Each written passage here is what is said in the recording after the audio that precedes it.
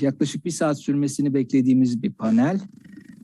Konuşmacıların her birine 15'er dakika süre vereceğim. Ardından soru ve yanıt kısmına geçeceğiz. Ama önce izin verirseniz bir konunun çerçevesini çizmek isterim. Good day. Welcome to the 6th panel. The title of this panel is Democracy and Digital World. My name is Fatih Keskin. I'm the head of this panel. First of all, I would like to introduce you with my participants. First, Professor Cem Yashin from Ankara Hacı Bayram University. Professor Yashin works at the Department of Journalism, Faculty of Communication. Sergio Barbosa is a PhD candidate in the program Democracy in the 21st Century at the University of Coimbra. And Rachel Carvalho is also a PhD candidate. She is project manager of the Association Raiz. She has experience in project management for citizen participation in public policy, child education, community organization, and education democracy. Each participant has maximum 15 minutes of presentation time, okay? We can receive questions and contributions for discussion after the presentations. Audiences can also be involved through questions and contributions. This subject is quite current and open multilateral discussion. We experience a break in time. How we work, communicate, and learn is changing at an almost unbelievable speed. Internet and digitalization have spread rapidly and blockading everything, and have become a central part of our everyday lives.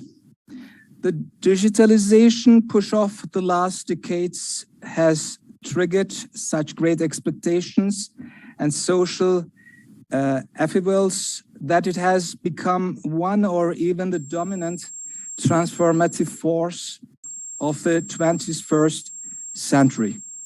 It is becoming increasingly clear to us that we as a society cannot sit out the digital future, but also have to shape it.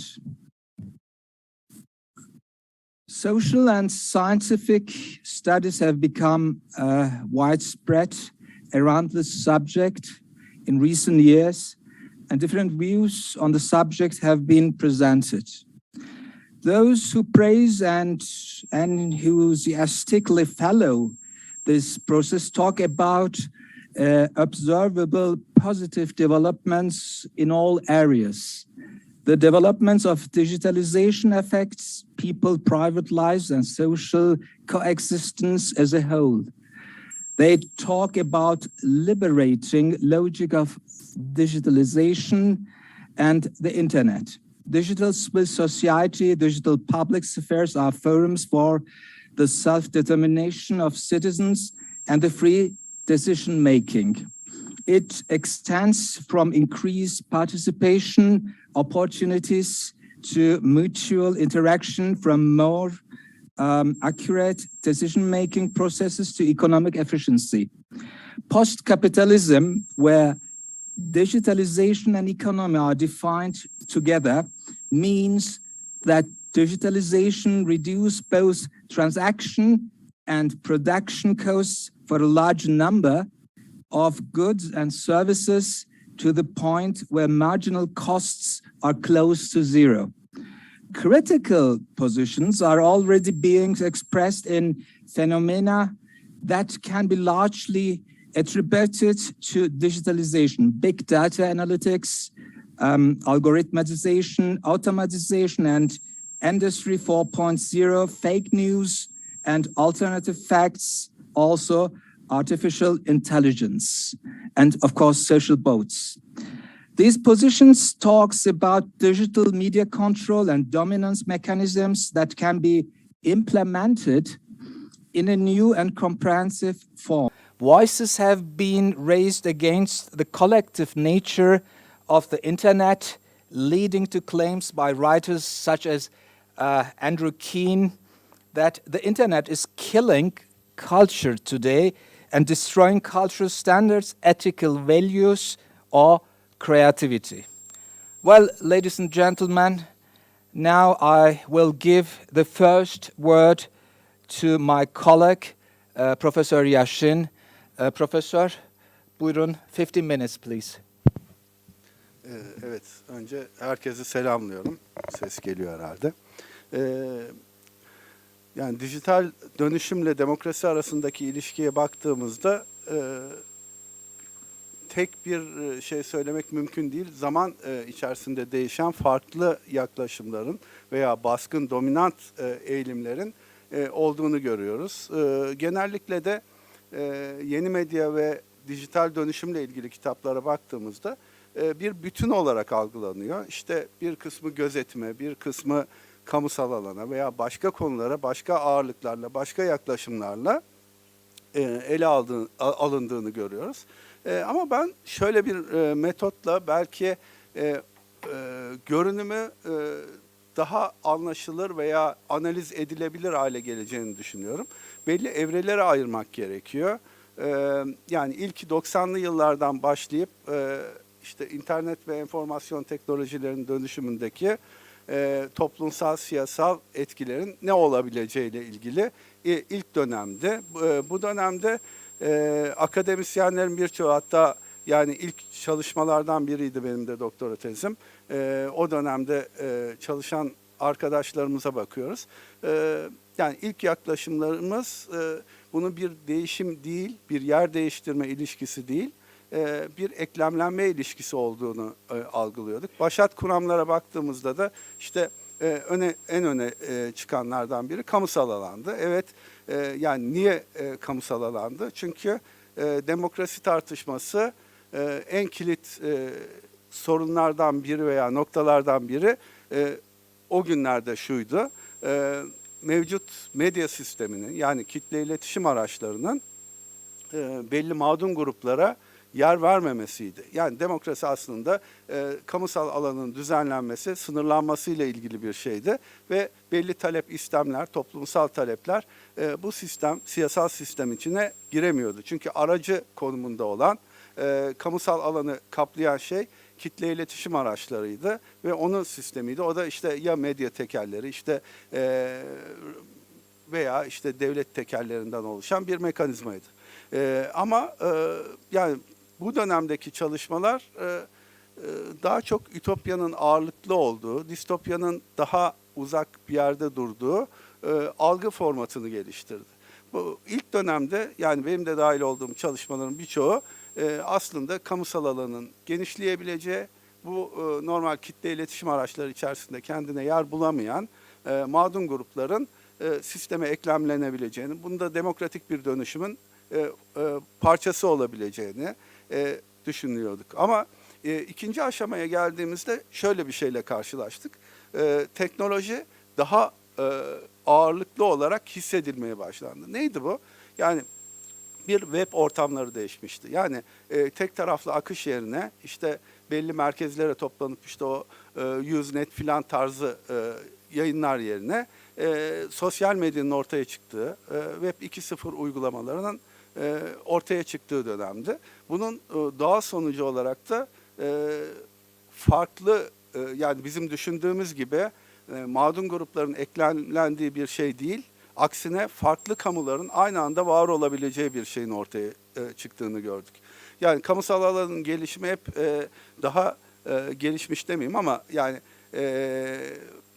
batı kaynaklı bir şey olduğu için çevreden değil merkezden ağırlıklı olarak gelişebileceğini düşünmüştük. Burada mağdum grupların, o güne kadar yer almayan kesimlerin siyasal sistem içinde kendilerine bir yer bulabileceğini düşünüyorduk. Ama ortaya çıkan şey farklı bir şeydi. neydi? Bir merkezde değil, çevrede ortaya çıkıyordu. Tek bir kamu değil, farklı kamuların birbiriyle mücadele ettiği, bunların da siyasal alana taşındığı bir sistem ortaya çıktı.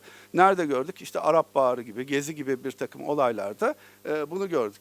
Yani farklı kamular kendi içinde örgütlenerek siyasal mücadele alanına dönüyorlardı. Ama bu yani hayata geçmemiş bir ütopya olarak işte Arap Baharı'nın sonunu gördüğümüz gibi farklı bir dönüşüm geçirdi.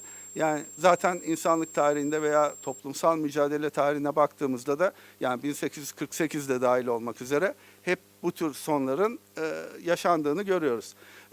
Bu ikinci dönem belki de sönen bir dönemdi. Niye? Çünkü yine teknolojinin ağırlığıyla dönüşen farklı bir yapıya büründü. Bu üçüncü dönem diye adlandırabileceğim dönem şöyle bir dönemdi. Artık şirketler yani sosyal medya platformlarının sahipleri yani artık devletlerden çok şirketlerin ağırlığı olduğu bir yapı oluştu. Şirketler aynı zamanda siyaseti yönlendirmeye başladılar. İşte bu Brexit'ten tutun da Amerika'da Trump'ın iktidara geliş sürecinde işte yani hepimizin bildiği hikayelerden kaynaklanıyordu. Bu üçüncü dönemde artık işte yapay zeka uygulamaları yani kendi benliğimizi bizden daha iyi bilen yazılımların davranışlarımızdan kim olduğunu ve nasıl davranabileceğimizi, tutum ve siyasi davranışımızı da kestirebilen mekanizmaların ortaya çıktığı bir dönem oldu. Bu dönemde devletler de boş durmadı tabii. Çünkü ikinci dönem diye adlandırdığım dönemde merkezde olmasa da çevredeki toplumsal hareketler siyasi iktidarları rahatsız etmişti. Yani üçüncü dönem dediğimde bir gözetimin daha ağırlıklı olduğu, bunun yanında da neyi görüyoruz? Şirketlerin hem ekonomideki bir dönüşüme aracılık yaptığı, yani nasıl bir şey? Eski kitlesel üretim yerine enformasyon üretiminin, üretim tarzlarının daha merkezinde bir konuma oturduğu. Ama bunun yanında da ne oldu? İşte yurttaş dediğimiz kişinin bir tür ne kadar aktif gibi kendini hissetse de yani sonuç olarak bir veri haline dönüştüğü, bir veri tabanında sayısal hale getirildiği bir dönem oldu. Şimdi üçüncü dönem daha karamsar bir dönem. Çünkü bununla mücadele edebilmenin yolu nasıl diye baktığımızda işte Amerika'da kongredeki soruşturmalara bakıyoruz. Bunlar imkanlı ama öbür tarafta Çin gibi bir takım ülkelerde uygulamalar var. Yani bir sanatçının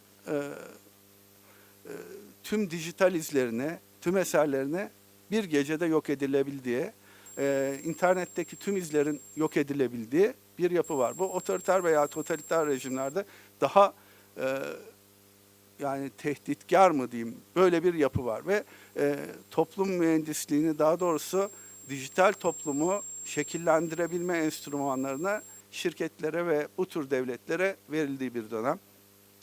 Diğer taraftan da baktığımızda farklı kamular dediğimiz şeylerin de kendi echo chamber'larında boğulduklarını görüyoruz. Yani aslında aktivizm dediğimiz şey, yani toplum, fiziksel dünya ile dijital dünya arasındaki ilişki ikinci evrede bir örgütlenme alanı olarak iletişim ve dijital alan vardı. Ama bunun elle tutulur işte gerçek hayata bir karşılığı veya eylem olarak dönüşü vardı. Ama üçüncü evreye girdiğimizde tepkilerin de aktivizmin de dijital evrede kaldığını görüyoruz. Yani aslında yeni medyanın bu üç evresi neyi getiriyor? Bu dönüşümü getiriyor. Hayır, bu son üç evrede mi bitiyor? Hayır, belki farklı evrelerde var. Ama geldiğimiz nokta bu. Yani bu noktadan baktığımızda da artık ütopya yerine distopyanın daha hakim olduğu veya algı formatının daha belirlediği bir dünya içinde yaşıyoruz. Kısa bir giriş olsa, kısa olup olmadığını bilmiyorum ama burada bitirmem gerektiğini düşünüyorum hocam. Teşekkür ederim. Thank you. And now an English summary of this Turkish presentation, please. Our speaker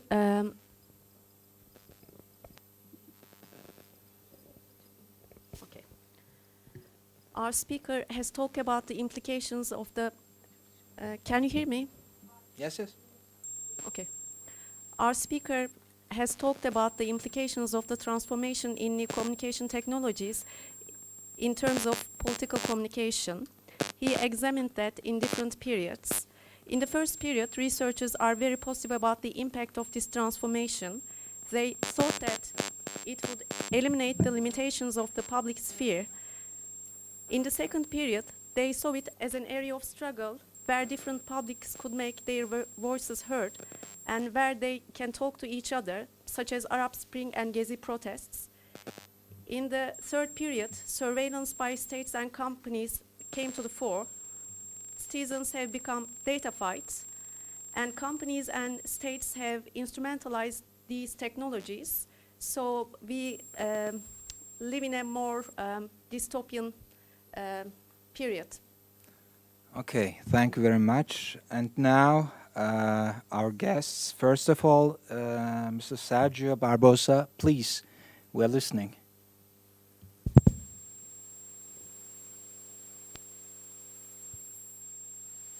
We can't hear you.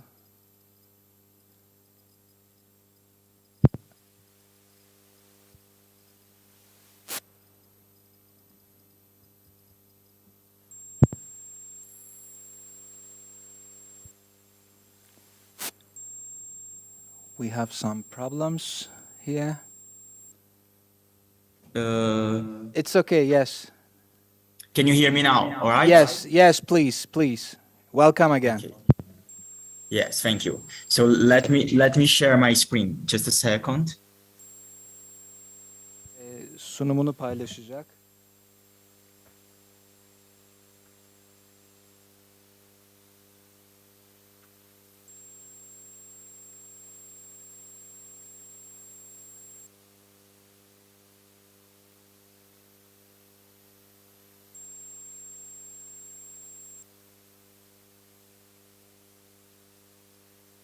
So can you see my presentation, right? Yes. Okay, so the title of my presentation is Protest Mobilization on WhatsApp, explaining participants' approach before and during the COVID. I am a PhD candidate at the Center for Social Studies at the University of Coimbra, and also a Portuguese Foundation of Science and Technology Fellow. So my list of publications is related about WhatsApp activism, mainly in the fields of digital sociology and digital activism. I have been published about ethics to research private WhatsApp groups, also about the working notion of WhatsAppers for First Monday, a little bit of a project between a community school in Portugal and Spain, and how these youth appropriate WhatsApp and Facebook channels. And last year, I also released a trilingual policy brief for the Swedish Institute for Local Democracy, explaining a little bit how the WhatsApp activists in Brazil created networks of solidarity and care during the pandemic. That's also related a little bit of what I will present for you today. So the outline of my presentations, I will talk a little bit what I'm naming as WhatsAppers, and then I situate a little bit the Brazilian context, and then I present my empirical case that inspiring the working definition of the WhatsAppers, that the name of the group is Unidos contra o Golpe in Portuguese, with a translation United Against the Coup. And then I talk a little bit of my research questions, discuss, and present initial conclusions. So the first one is very important to situate for an international audience, why Brazilians nickname WhatsApp as Zap Zap, and how this platform matters in our country. So approximately 98% of smartphone owners surveyed in Brazil in January 2021 said that WhatsApp installed on their mobile devices, according to Statista. WhatsApp is used by Brazilians as a one-stop solution, as well as a everyday problem solvers. If you see at the picture, I present like the three main important Brazil telecom companies, namely Vivo, TIM, and Claro, and they are offering WhatsApp unlimited for Brazilians. This means that if their internet connection is not available through the telecom company anymore, they are also allowed to still be online and collect news and exchange information with friends, family, to get in touch through WhatsApp. So that creates a huge dependence on the platform. That's why also we have our second round of the elections in 2 weeks. WhatsApp is also in the forefront right now of many researchers, journalists, and members of the civil society. And also, if you look at these so-called zero rating fees that offer this WhatsApp unlimited for unlimited use, some researchers call that's predatory because of its dependence. No, Brazilians have no choice, for example, to be connected on Telegram as well as on Signal and explore like a safer digital environment. And the last one, that's in a country of 211 million people. We have maybe one of the largest democracies of the global south. We still have problems, of course, of low levels of digital literacy. And then WhatsApp can easily be weaponized and be a tool also to spread malicious content as well as disinformation. But then what my work in Ocean explore is precisely the opposite way, how the local activists can appropriate WhatsApp to foster social change. So the work in Ocean of WhatsAppers is telling how they can, through the app, accumulate personal work and political functions, but also use WhatsApp for political participation. It's a instantaneous approach to mobilization and resource, appropriating WhatsApp allow resistance groups also to bypass the traditional settings of digital infrastructure. This also contributes to a distributed approach to leadership and decision-making, and this promotes a sense of collective identity and trust among participants, helping to forge valuable, strong ties between individuals, regardless of geographical location. So as you can see, is a progressive definitions. It's on the other side of how WhatsApp has been used to spread fake news and disinformation, but we can also see in these boundaries when, for example, we have a lot of conservative and far-right supporters, you can also see how resistance emerges. That was what I was looking for and investigate what be these so-called WhatsAppers. And then this is my empirical case. The name in English, as I mentioned before, it's United Against the Coup, a long-lived resilient group on WhatsApp. That's why I say a long-lived, because usually these private groups, they emerge, and after they concrete practical action, they ended in, I don't know, in few months or in few years. And this group is still active since 2016, when they worked together to struggle against the impeachment of former President Dilma Rousseff. And then, of course, they failed in these struggles because Michel Temer assumed the presidency in 2016. And after 2 years, Bolsonaro was elected. So, I mean, in some way, they failed again.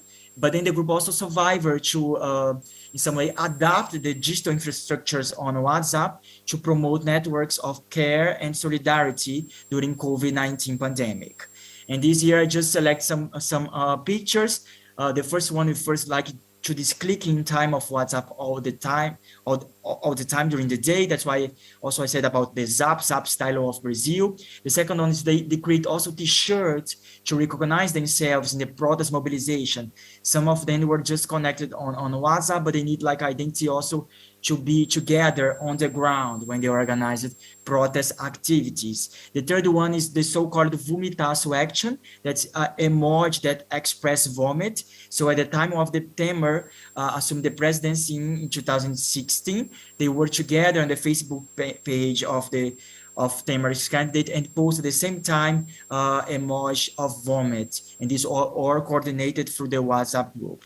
The third one is also to bring some journalists that was outside of the mainstream channels in Brazil, like Luiz Nassif. The activists bring him to Florianópolis, the city where the group was born, in the south of Brazil, and also to balance another views of what was happening at the time.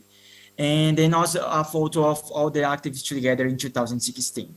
So basically the group is based in the city of Florianópolis. I'm sorry that if I didn't mention before. This is the south of Brazil, and also it's a city also recognized to be a strong supporter of Bolsonaro. So in some way the south regions are more allied with the far right, but you still have, as you in the fringe at the margins, you can see resistance. So that's why this research is about this group. And then my framework is mainly done through the two umbrellas. I would name like digital activists and also protest mobilizations.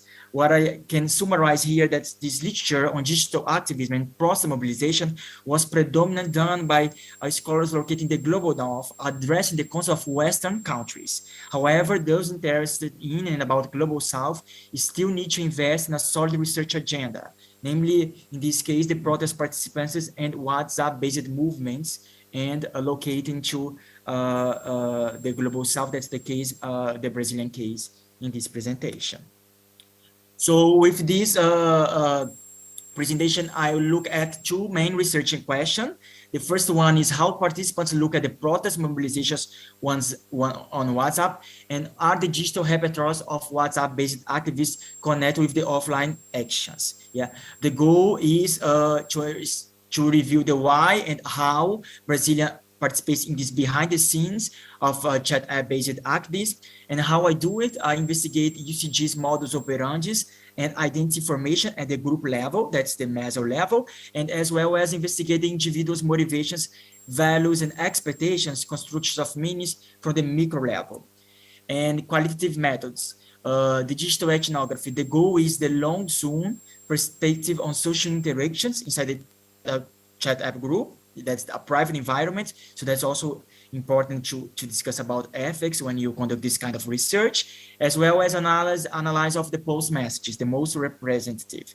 Go to understand how the group emerged organically from the bottom up and organized in a conjoint manner in relation to the evolving Brazil political situation. And in the next slides, I will go on these changing repertoires through the time, if we consider the time that the group was created in 2016. So it's very important, like I mentioned, to have like ethical guidelines to do this kind of research. As I'm not conducting research in the so-called public groups on WhatsApp, the research subject conducts all these decision-making process and all these heated discussions in a private group. So it's like a backstage activism and intimate. So there is some conditions that you need also to negotiate between the researcher and the researcher subject. And then in my article co-wrote with Stefania Milan from the University of Amsterdam that we published for Westminster of Communication journal, we summarize in 6 approach to do this kind of research on private chat apps. That's the do no harm, beyond the checklist approach, beyond the consent form, a transparent research agenda and methodology, and a full anonymization for future proofing research. And then I will go on because of the time. So if I can name the core thematic repertoires before the pandemic, I would summarize with information sharing, interpersonal trust. That's very important because we trust information about who you receive the message on WhatsApp, the joint mobilizations, the networks of solidarity, and the pipeline to other chat groups and platforms.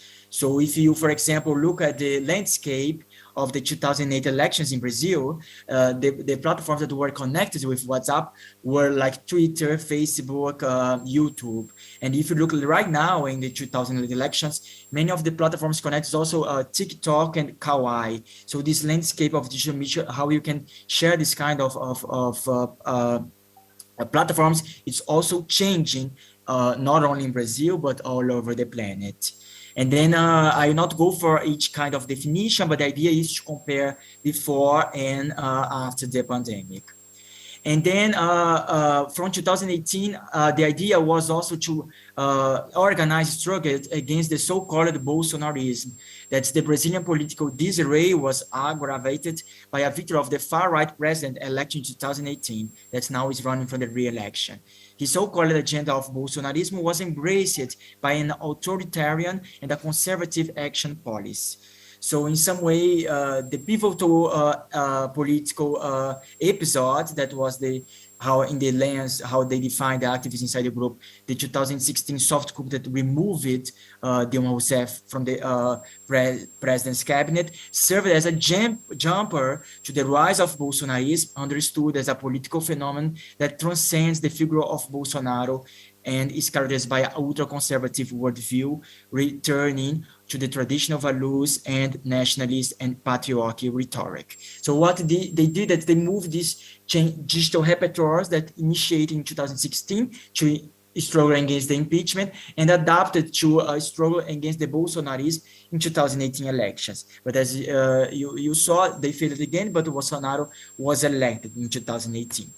And then during the pandemic, we also know that Bolsonaro did a very bad administration, also suggesting, for example, chloroquine as an effective medicine against coronavirus. So what these activists did inside WhatsApp, they adapt the repertoires and also sharing right now information of health literacy with hashtags of stay health, stay home, trust science, and use masks with expressive function when it's possible, of course, because we have the kind of vulnerable population in Brazil. At the same time, they did an interpersonal dialogue and relationships to install citizen engagement.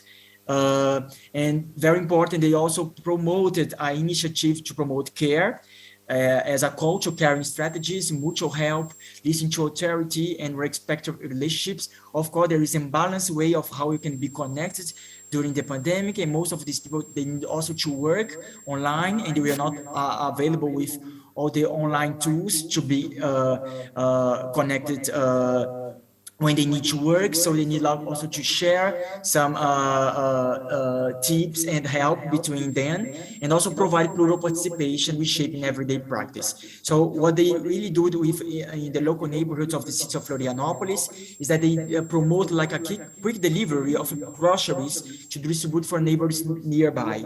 Also promoting activities of crowdfunding and donation of clothes and masks, when all did organized in the backstage of WhatsApp chat. And the last one and most important, and they create and discuss through small arenas on WhatsApp how they would create some tactics to combat disinformation by sharing good information. That's also very important because sometimes our landscapes of academia as well as scientific expertise, we don't know how to talk with vulnerable population from popular language. So they are discussing how also they can have some pedagogical skills through chat messages, from videos, from audio messages, to, for example, teach the Brazilian population that they cannot trust in the president and not use, for example, hydroxychloroquine.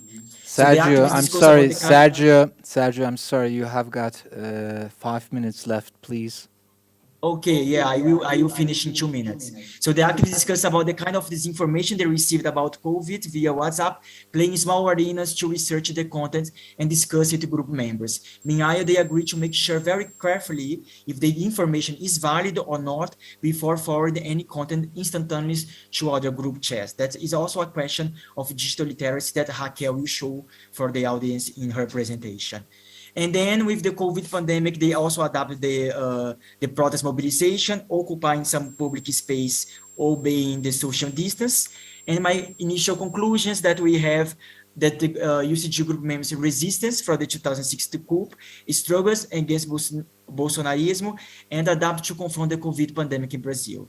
My presentation highlights the local level actives in the times of pandemics, where decision-making process were mostly done, in this case, on WhatsApp private chat. This also reveals a new generation of progressive activists playing on WhatsApp, but grounded on networks of solidarity.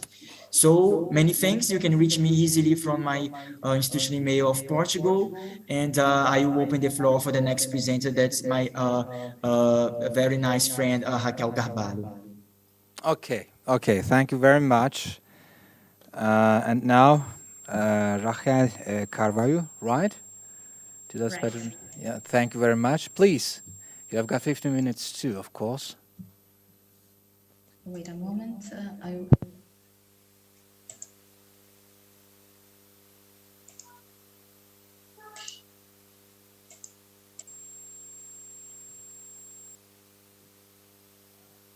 I start. You can see my presentations, please. Yes, yes. Good evening, everyone. I'm Rachel Carvalho. I will speak about education for democracy in times of COVID pandemic, the experience of Raízes associations to improve the digital literacy and inclusion in Brazil. So I will share with you my place of speech. I'm Brazilian, I speak Portuguese. Now I'm speaking about Campus dos Goitacazes, and it is a red spot here. And my part of my research, doctoral research, is about associations, how associations are important to improve the democracy. So this my place of speech, Raízes, is a non-profit organization founded in 2008 by teachers from the municipality public network of 30 cities on the state of the Rio de Janeiro. The aim of Raízes is promote the community organizations for the exercise of citizen and dissemination of the public policies think, and strengthen the democracy and the participations of society in public sphere. So the purpose of these presentations is to share the experience of Raízes associations for the promotion of an educational process that include and training these working forces and the other stakeholders of all projects that the Institute execute, especially during the pandemic period. So I will speak a little about what is the citizenships and participations in Brazil. And since in 1988, our constitution, we have a variety of forms of interactions between executive bodies and various social actors have been institutionalized and mobilizations the productions of the public policies, ranging from public forums for participations and debates, such as councils, conference, and public hearing, to more individualizations or mediated form of information technology, such as ombudsman and public consulting, include meeting, working groups, negotiations, desk, committee, and specifically committee involving the representative of government and society. So the history of my country refers of the policy in my country. We speaking about the deliberative democracy. And my research, I would like to understand how the people can participate of this space, how it's difficult, like Habermas, not Habermas, but I think it's the professor. I'm sorry, I can understand Turk, but I think it's the public sphere. It's very important for engage the citizen participations. So I work with this part of education. So how we can improve the democracy, how can people can participate for this public sphere. It's not so easy consider the story of my country and the part of the presentation of Sergio. The moment that we live, it's not so good for democracy. The democracy liberal, it's fail, and the democracy, representative democracy in my country stayed the same way. But we have some education projects to try, improve, and promote the advocacy and local and regional public policies. And as Raízes is an institutional NGO that do this. So I show for you two projects, and this Edu Communications is very important for these two projects, because how you learn to participation in these spheres, for example, a council, for example, or a basin community, for example. So we needed to understand the architecture of institutional to work and participations. For more than this, we needed to understand what is the knowledge, what is the approach, what is the signal that you use in this space. And the Associação Raízes, there are other projects that promoting the reading and write of children who are learning to read and write, because our language, mother language, is very important to democracy, because we need to interpretate, we need to do an analysis of the context.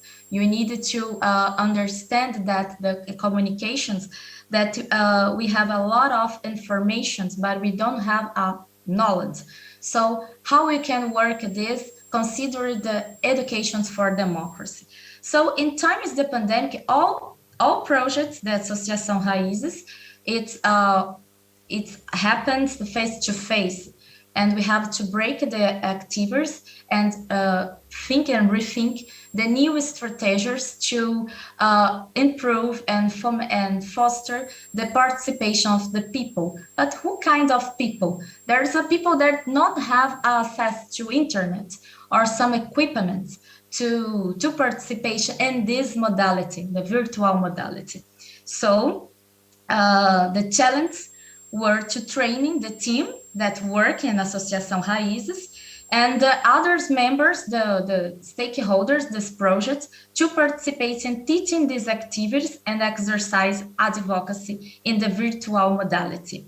So what the Associação Raízes did, a participatory diagnosis, because if you want to have a great communicated with the persons, we need to listen this person. This is a base of the Paulo Freire and Milton Santos author in Brazil.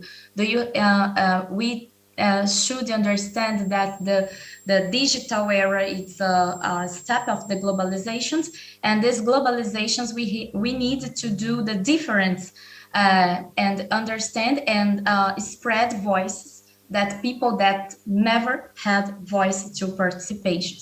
So in space and in the present space or the virtual space. So what is important to the participatory diagnosis? Because we need to analyze the conditions and interests of the volunteers and participants in the educational activities of Raízes associations in the period of the pandemic related to COVID.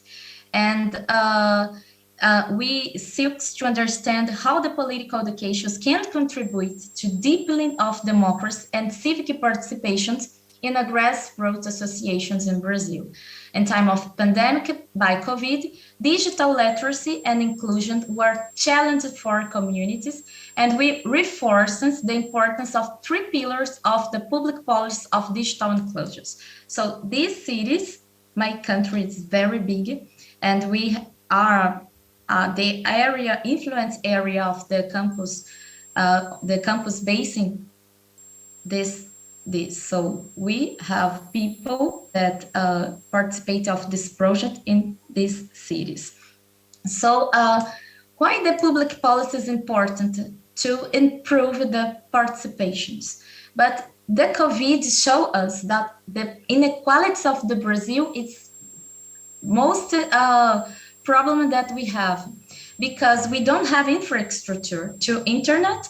We need to improve the digital literacy. What is this? WhatsApp, I know how can I spread a fake news or not? But more than this, I need to understand the tools, technological tools and channel to participate. And we have to adapt the content for a virtual modality. So in the outcomes of the participatory diagnosis, we have some results like internet access is established in Brazil, in the cities, and smartphone is not open certain programs. So how can participation if I have this limit? And the most accessed digital in Brazil too is WhatsApp, like Sergio told us. So after this, we created a new structures. So we needed to change. We needed to create a communications plan. We needed to invest in digital literacy and offer the equipment and conditions to participate in this meeting, such as tablets and internet. And we have to do adaptations of teaching materials for infographics, videos, web animations, and stream events, because we need to understand how people would like participate in this new modality, consider the behavior, consider the all impact of the behavior that the COVID spread around the world. So Associação Raízes considered too that digital inclusions represent ensuring that citizens and institutions have the means and training to assess, use, produce, and distribute information and knowledge for through information and communications technologies, so that they can participate effectively and critically of the information society. So the new opportunity for this tragic moment was straighten the communications, consider the theories of the Paulo Freire and Milton Santos, because people want to participate, but the public is fear, but the bourgeoisie, this space is very strong, and we have to do a great teaching and training to improve your quality to participate of these spaces, for example. All projects of Associação Raízes try to do this, try to do empowerment with people to understand, to interpret the life, the reality, to try change.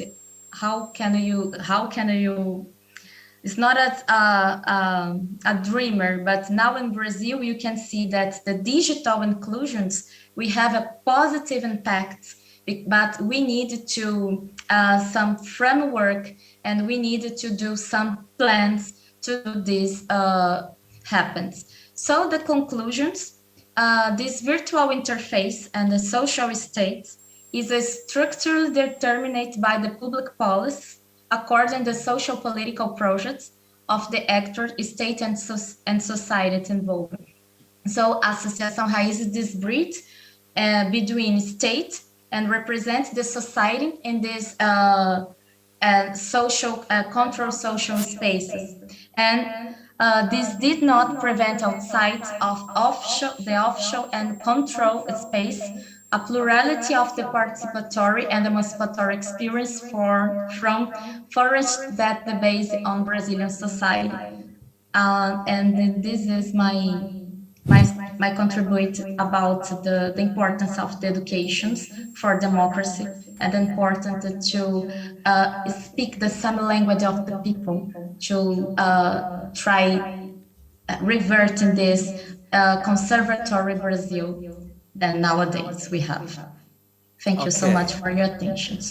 Thank you and gracias. So now we are going, we have got a few minutes for probably questions or contribution. Soruları olan Cem Hocama ya da Rahel veya Sergio'ya buyurun. Başka soruları olan?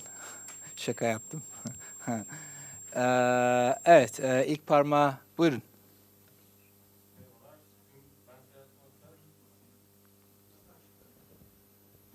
Önce sorunuz kime yönelik? Sorum Cem Hoca'ya yönelik. Hocam, Okay, a question for Professor Cem Yashin. Hocam, internet ve demokrasi ilişkisini kurarken aslında Batı merkezli bir okumayla üçlü dönemselleştirme yaptınız. Peki bu dünyanın geri kalan kesimi için de geçerli mi sizce? Ya da internetin gelişimini Orta Doğu merkezi böyle okuyabilir miyiz? Çünkü hani aslında Arap Baharı gibi durumlara da ilişkin olarak soruyorum bunu. Teşekkür ederim. Ses geliyor mu bilmiyorum ama bir kere analiz yapmaya çalıştığım analiz Batı merkezli bir analiz olarak tanımlamıyorum. Şöyle bir şey, zaten 3 evreye ayırırken şu vardı.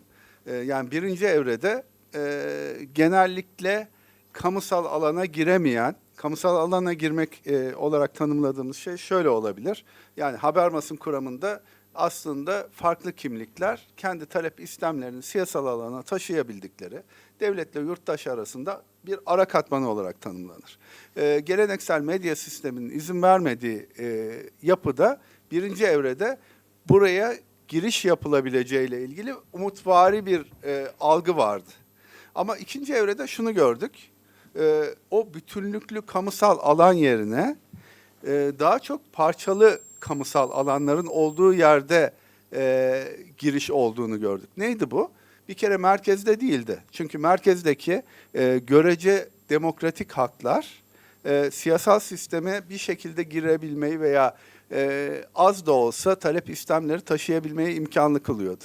Ama burada değil, ikinci evrede gördüğümüz toplumsal hareketler bunun dışında oldu. İşte Arap Baharı gibi dediğimiz şeyler. Peki niye orada olduğunun sorusunun karşılığını ben şöyle buluyorum. Farklı kamuların birbiriyle mücadele ettiği bir alan olarak görüyorum. Yani çünkü bütünlüklü bir kamu alanı niye yok?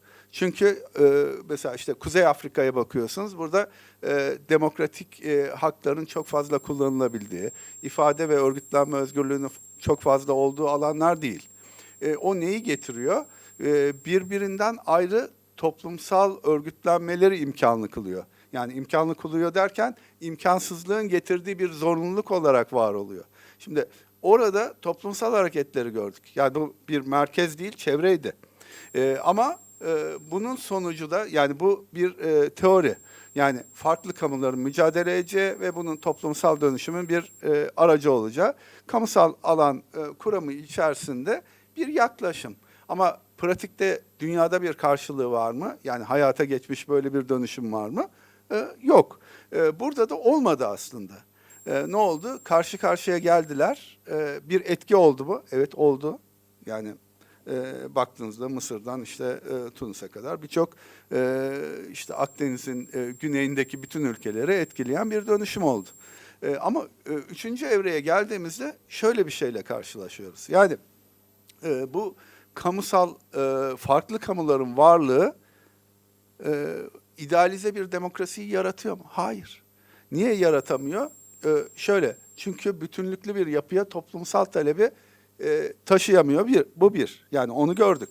İkincisi, farklı kamuların mücadelesi bir toplumsal dönüşümü sağlıyor mu? Hayır. Onun da mümkün olmadığını gördük. Ama üçüncü evre dediğimiz evrede şöyle bir şeyle karşı karşıyayız. Yani toplumun dijital hale gelmesi ki bu şöyleydi mesela işte Arap Baharı'nda ne kadar kaç kişi cep telefonuna sahipti bilmem ne gibi tartışmalar var. Bu bir tarafa ama şu var yani normal hayatta örgütlenen insanların seslerini oraya aktardığı bir kanal olarak birinci de vardı. İkinci de burada dijital olarak örgütlenebilme imkanını sağladı. Üçüncü de ise bu ayrı kamuları kendi içine hapseden dijital arayüzler oldu. Çünkü işte yani Himmet Hoca'nın işte algoritma diktatörlüğü dediği şey bu aslında. Yani artık veri tabanları bizim eğilimlerimizi belki bizden daha iyi biliyor. Bizim siyasi eğilimlerimizi de biliyor, tüketim eğilimlerimizi de biliyor. Ve bizi bizim gibi olanlara mahkum bırakıyor. Bu da bütünlüklü bir toplumun artık olup olamayacağıyla ilgili ciddi bir soruyu karşımıza çıkarıyor. Yani biz ancak işte homofili gibi kendi türdeşlerimizle bir arada yaşayıp, kendi türdeşlerimizle siyasi konuşmalar yapıp, işte bunu ne kadar sertlikle yaparsak yapalım, bunun bütünlüklü bir yapıda karşılığı yok. Yani o zaman da bu imkanlı olmuyor. Bunun aksine bir de bu tür yazılımların veya ticari yapıların toplum üzerindeki bu denetimi işte öyle ki devlet artık bu verinin pazarlanabildiği bir alan haline geldi. İşbirliğiyle yapıldığında işte demokratik mesela Çin gibi ülkelerde artık o yurttaşla devlet arasındaki sınır değil, devletin yurttaşı yuttuğu bir yapıya dönüşüyor. Diğer tarafta ise parçalı kamular içinde yani aslında çok kamu olması birbiriyle mücadele eden yapılar halinde olduğu anlamına gelmiyor.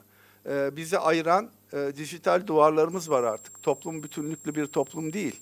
Kendi eğilimleriyle, kendi türdeşleriyle bir araya gelmiş parçalı yapılardan oluşan bir yapı. Üçüncü evre bu. Bunun da bir dönüşüm, demokratik bir dönüşümü imkanlı kıldığını sanmıyorum. Habermas herhalde yine yarım kaldı proje diyecek ama bence de yarım kalan bir proje halinde devam ediyor. Tabii tarihin nereye gideceği önceden kestirilebilirliği olduğuna da inanmıyorum ama şu andaki durum bu olarak değerlendiriyorum. Hocam o zaman teşekkür ediyorum ve Batı merkezli imlememi geri alıyorum. Peki, hocam kısa bir sunum hakkını da kullandı yanıtta. Buyurun.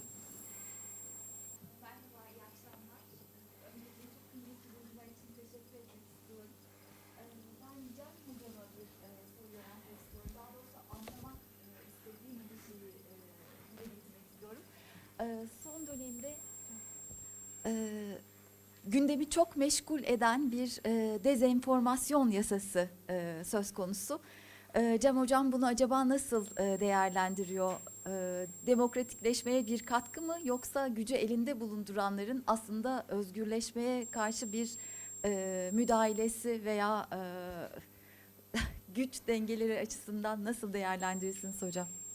Kısa rica edeyim hocam. Evet, yani demokratik bir dönüşüm olarak görmediğim kesin ama etkili bir şey mi? Yani şöyle, milyonlarca insanın ürettiği bir enformasyon var ve bunun merkezi bir şekilde denetlenebileceğini nasıl düşünürsünüz bilmiyorum. Ama buradaki sorun şu, yani kamusal alanı düzenleme adına bir girişim bu özünde. Artık devletler kamusal alanı düzenleyebilir mi? Yani bence sorulması gereken şeyin bu olduğunu düşünüyorum. Yani ister dezenformasyon yasası çıksın, isterse farklı bir şey çıksın. Bunun enstrümanı bu mu? Şimdi bu yasal bir düzenleme ama devletlerin bir görünen yüzü, görünmeyen, daha derinde olan yüzleri de var. Mesela işte Violio'ydu herhalde, hatırlayamıyorum ama Çin'de bir sanatçının tüm izleri yok edildi. Yani bu ne anlama geliyor? Şu anlama geliyor.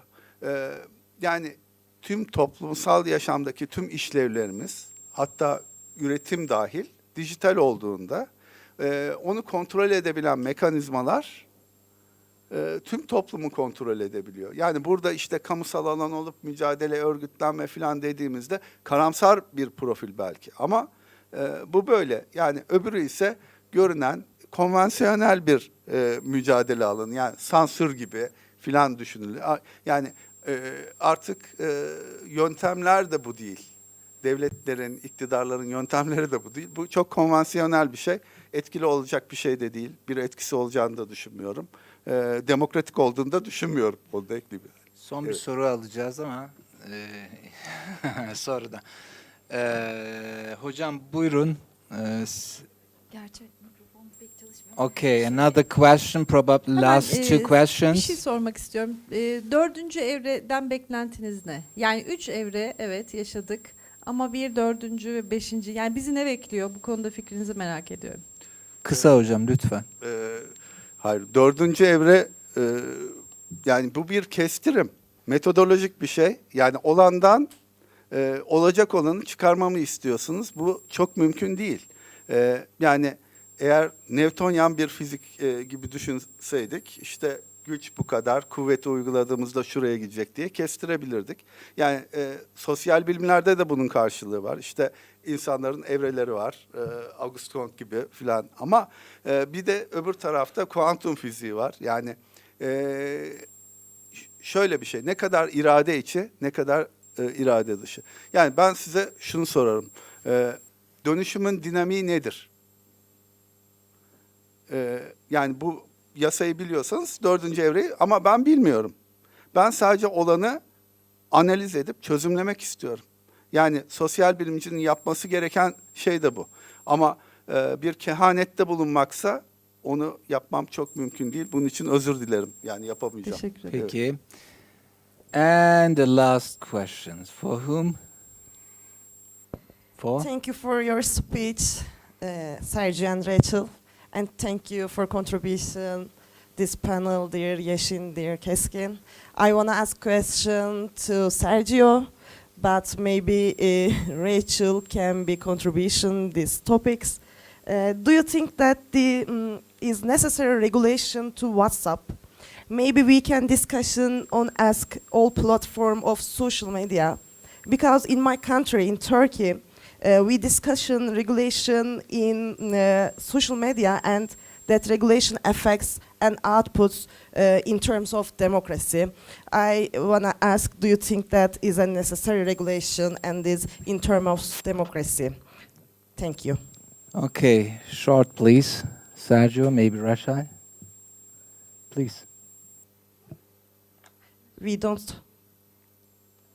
We cannot hear you.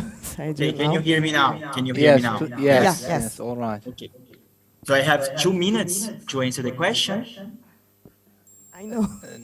2 minutes is too long. 1 minute, Okay, please. so I will be brief. I think that if you consider the landscape of the WhatsApp affordances for 2008 elections, at least in Brazil, many of the things were not done in 2008 timely to, in some way, tackle the disinformation spread on WhatsApp.